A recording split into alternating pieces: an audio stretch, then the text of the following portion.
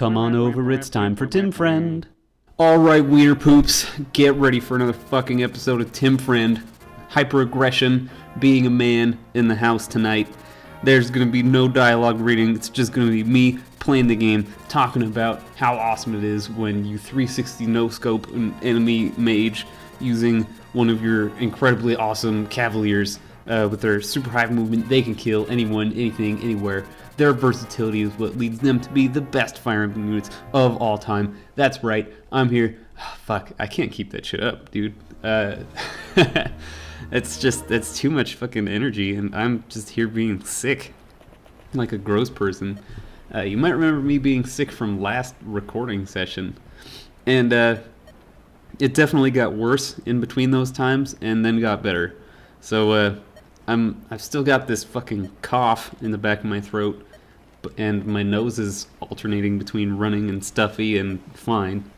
So, it's just, there's some awesome Lynn Hector dialogue that I'm gonna skip through, because fucking, I noticed when I was editing last session's episodes, that there was one episode that was just a dialogue. That's not good, man. That's not good TV.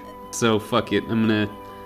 Shit, dude, this is my first series on Tim Friend, so it's gonna be a little experimentation. There's gonna be sometimes.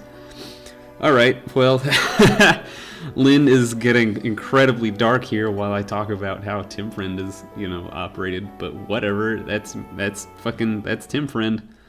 Ah, there's another one of those good pictures. Ah, Lynn and Hector. I love them, and they're gonna love each other. I saw a great YouTube video. It was called Tim Friend. No, it was like Game of Thrones shown through Fire Emblem, like sprites and dialogues and stuff like that. Here's Hector talking about how his parents are dead.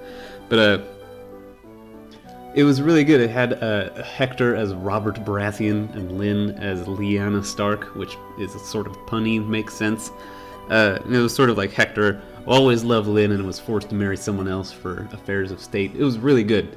If you don't know Game of Thrones, maybe watch it. Maybe it's not your thing. I don't care.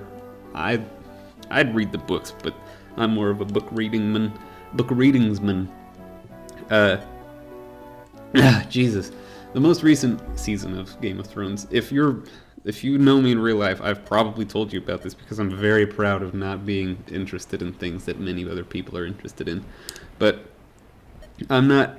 The last season of Game of Thrones, there's one that ended with an event happening to Jon Snow that I technically don't want to spoil, but people know what I'm talking about. It really turned me off of the show itself. Not because of the event that happened to Jon Snow, but just because the pacing of it was really fucked up. I didn't like that, oh fuck, it's Ninian, dude, but we don't get to play with her until later. And play with her, I mean use her in combat, not anything gross. That would be gross. You're gross. Anyway, I didn't like the pacing of the last season. They just killed off characters left and right. And it felt like every episode was supposed to be a climax, and I think part of the reason I really liked Game of Thrones Season 1 and 2 is that they had lots of build-up, and that made the climaxes of the season feel really strong, but this one had no build-up, it was just climax. Now I guess if you take it in a longer context, if you take the rest of the show to be the build-up for the Season 6 climaxes, then it might make sense. But it's impossible to do that without knowing what comes after Season 6, I feel. Because if you have to take that into... If you have to take the entire Seasons 1 through 5 to be a build-up for Season 6, then... Christ, there's a lot of dialogue. We're on a pirate ship with Fargus. We're getting attacked by the Black Fang. That's all you really need to know. Hector's parents died. Lynn's parents died. They're really broken up about it. Ninian was on a boat. It was mysterious. Alright. Instead of the pirates defending, it's going to be us, because it wouldn't be much of a Fire Emblem game if we let someone else do the fighting. And pirates are the only people who know how to fix boats, and apparently our boat's sinking. I assume black magic was used, especially because there's a boat covered in shamans on the left-hand side. Alright, here we go with gameplay. Sorry talking about Game of Thrones all the time, but I really like the books of Game of Thrones, and I'm really not a huge fan anymore, at least, of the show. I was a fan of seasons 1 and 2 and 3 and 4, and 5 was sort of dropping off for me, but I was a big fan of them. I thought they felt like they hewed pretty close to the source material, and while I don't want to be like the kind of guy who's like, it was different than the books, that means it's bad. I just think that, I know that, like, you know, when you're transitioning mediums from, like, book to TV or book to movie, you're gonna have to change some shit just because you can't have the amount of insane detail that you can have in a book. Because, you know, like, shit like Harry Potter, like, people are like, where's Peeves? Where's Peeves the Poltergeist? And, well, he's comic relief in the book, but you can get that, like, he's not fucking important. I'm sorry, Peeves is not important to the story. Anything he does that actually affects the story could be done by anyone else. And most of the time he does not affect the story. He's just the kind of person where you go, whap, whap. And Harry Potter's already full of that shit, so you don't need to fucking fill more time with more Peeves. I don't actually know if people were, like, really incensed at the lack of Peeves, but if you were, you're wrong. Ta-da! It's alright. I don't mean to, like... to be fair, I also don't want to tell people that they're enjoying things wrong. But I do feel okay telling people that they're not enjoying things wrong. You know, like, if you're not going to enjoy something just because one of your favorite characters from the book does not make it in the movie, then fine, it was one of your favorite characters. But you have to understand that that doesn't make it a bad movie. Something not staying true to source material does not make it bad, it just makes it different. And you have to sort of be able to keep those two different, or three, depending on, like, what we're talking about. If we're talking about fucking Sherlock Holmes, you have to keep goddamn 78 billion iterations of the same character, not including the fucking, like, house, which is just Sherlock Holmes as Doctor. Anyway, you have to fucking keep them separated, as a famous band would probably tell you. So, that's not why I'm hating on the most recent Game of Thrones. I'm hating on it because I think it was poorly done when compared to itself. Alright, so here we are playing Fire Emblem. Remember that game? This mission is kind of, it's tricky. I kind of like it. It's a lot of choke points in some ways. Like, the right side is 2 choke points, but then the bottom and the left, it's not super choke pointy. And these Pegasus Knights serve to harass you. And that makes it more interesting than just traditional sort of defense missions where you're just kind of holding the line.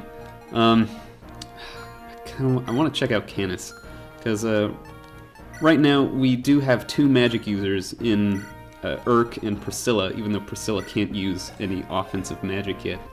But and we are going to try to use another character when she comes into play, who's also a magic user. But I like having multiple ones because, I don't know, it's nice to have a little bit of the magical weapon triangle. And it's nice having multiple magic users just because it makes some things easier, you know? But Urk's very good. Look at that. Look at his fucking speed. It's insane. 15? God damn. He's almost as fast as Lyn. Lyn's like one of the fastest. He's faster than fucking Florina. God damn. Alright, anyway, I don't think we're going to use Canis, but we are going to take his secret book, and we're going to give it to probably Sane or Hector. Secret book is another stat, it's going to be Sane, stat increase book that increases the skill of whoever uses it. And Sane, as I've mentioned 80 gillion times, has less skill, and he needs skill. He likes to hit things with attacks instead of miss forever. And so we're going to give that to Sane. We're missing out on another stat boosting item from this mission, which is kind of a bummer, but it's only because Matthew is dead. And if he was alive, he'd be able to steal the Speed Wings from Zoldam, who has a very, very fantasy name. But as it happens, I think that might be one of the only Speed Wings in the game. And if it is the only Speed Wings in the game, then I'm going to be slightly sad, but you know what? This Iron Man run gotta stick to our fucking guns over here.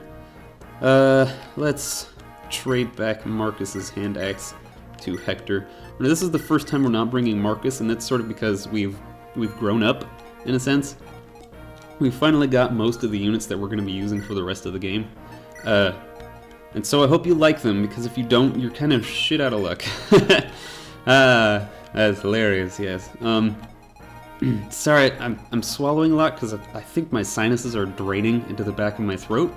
which sounds very appetizing, I know, and it is. It means that I've got a lot of mucus roaming around back there, and it's super gross, and so there's gonna be like seconds of dead air.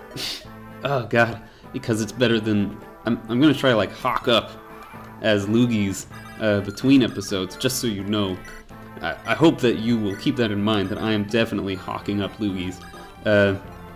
Try to imagine what that might look like, and I might even include like a little bonus audio of me going in the background, but we'll see. We're giving Raven a shot without... I mean, we've got Elliewood and Lynn as some sword users, but Raven's really cool. Even though he's a fucking try-hard edgelord, I can't get over the mercenary animations. I think they're really fun. They show a lot of, like, sort of energy and joy and life and feeling to sort of counterbalance... I don't know, it doesn't really counterbalance anything, but he's another pretty fucking solid unit, and so we're gonna try to make use of him as much as we can. We're gonna check out what weapons these Jambos have. It's a longsword. That's very important because longswords... Ooh, that's a lance reaver too. Longswords are weapons that are effective against mounted units, which means having Kent and Sane over there is a risky maneuver, which is Latin for risky maneuver. We'll have Kent down here. But that dude with the longsword can come over there. We'll see. We'll try to use Rebecca and Kent equipping a sword, and Sane to be his boon companion to back him up. I'll move everybody down here, and this is also one of the last missions with a shop before we hit the Dragon's Isle, and that's important because we gotta fucking buy some shit. I forgot to check our inventory before the episode, but we're gonna buy some shit, just regardless, don't worry. Mostly, I think we've got 5 sword users now, and that's a lot of fucking sword users, so we're gonna get 5 iron swords, just in case, you know, we run out. I think that was 5. If not, we should be fine. I think we've got some extras, and then we'll make sure to get an axe and some lances for our axe and lance wielding customers. I'll move everyone down here. Florina's going to be one of the people who's taking care of the left-hand side for us. The difference between the right and the left hand is that the right-hand side has a lot of physical-based enemies, like mercenaries, as you can see, and archers, as you can also see. And then the left-hand side is almost basically entirely magic users. Oh, Jesus, excuse me. This is another series of episodes where I've just had a meal, and so I am kind of gross. So the left-hand side needs to have a lot of resistance, or else the very magically powerful shamans are going to rip people to shreds. Oswin does exactly as you would expect of him, I should say, against a mercenary, where he almost one-shots him and takes no damage at the same time. Oh gosh, these Pegasus Knights have steel weapons, which means they can actually do harmful damage, but looks like the rest of their stats are fairly terrible. Possibly because the steel lance weighs them down enough that Kent can double attack them. Oh, Kent, Christ, do better, for fuck's sake. Oh, good. So that shaman's moving up. He's got a guiding ring, which is the promotion unit for casters. But we probably won't get to kill him until next time on Tim Friend. Tim Friend.